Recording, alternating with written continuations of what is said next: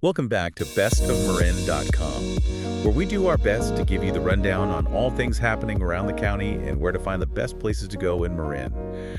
Today, we're doing a deep dive into Tiburon. Right, which is this, really fascinating 9,000 person town just 6 miles from San Francisco. Yeah, and our mission for this deep dive is to look past its picture-perfect waterfront views.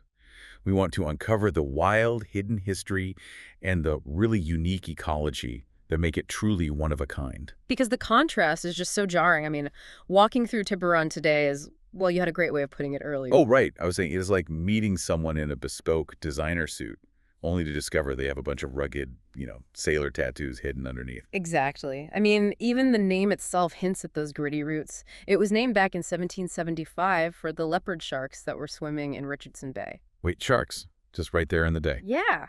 And if you go out there today, those exact same leopard sharks are still swimming around. Oh, wow, that is so cool. It is, but to me, the real shocker is the waterfront itself.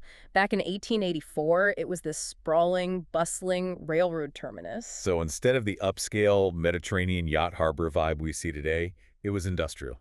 Very industrial. We are talking 50 industrial buildings, roundhouses, machine shops, the works. Even Al Capone passed through here by train in the 1930s on his way to Alcatraz. That is wild to think about. And you can actually still see some of that quirky history right on Ark Row, right? Yes, definitely. Those high-end boutique shops you see today, they're actually flat-bottomed houseboats from the 1890s. No way. Yeah, wealthy San Franciscans used them as retreats, and eventually they were just pulled ashore right onto the mud.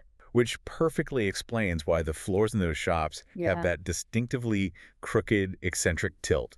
Like they literally settled into the uneven ground over a century ago. Right, they did. But, if we move from that built environment of the waterfront and look up into the hills hovering right above the town, it gets even more fascinating. Oh, you mean up on Ring Mountain? Exactly. It is this untouched geological time capsule. You can find ancient coast Miwok petroglyphs carved directly into serpentine rock up there. Yeah, and that serpentine rock creates a really bizarre soil chemistry, doesn't it? Because it hosts rare, endangered species found nowhere else on Earth. But what I really question is, how do these fragile, hyper-specific endemic plants manage to survive?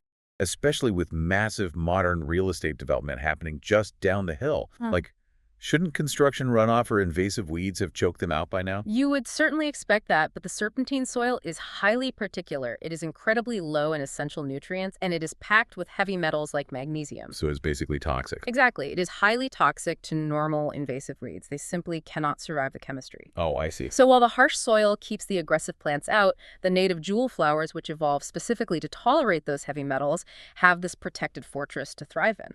That makes so much sense. The harsh soil acts like a natural botanical bouncer. It keeps the common weeds out of the club so the rare natives have room to grow. That is a perfect way to describe it. And, this theme of a small, protected space having an outsized footprint extends way beyond the local soil. Oh, for sure.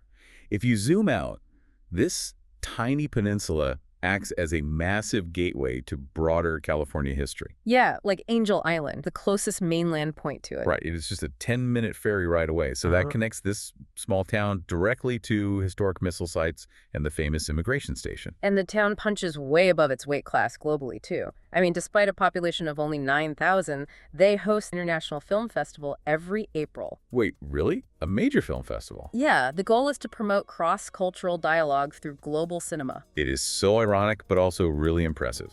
A quiet town of 9,000 people packs such a heavy cultural punch, acting as a literal and cinematic bridge to the rest of the world. It just goes to show that a place is defined by the complex layers of history it preserves. Definitely. Well, before we wrap up, here's something for you to think about. The next time you walk through a perfectly polished upscale neighborhood, pause and ask yourself what gritty, hidden industrial history might be buried right beneath your feet. That is a great thought to leave on. For sure. Don't forget to sign up to our email list for updates on our next episode and latest events. Until next time, we will catch you on bestofmarin.com.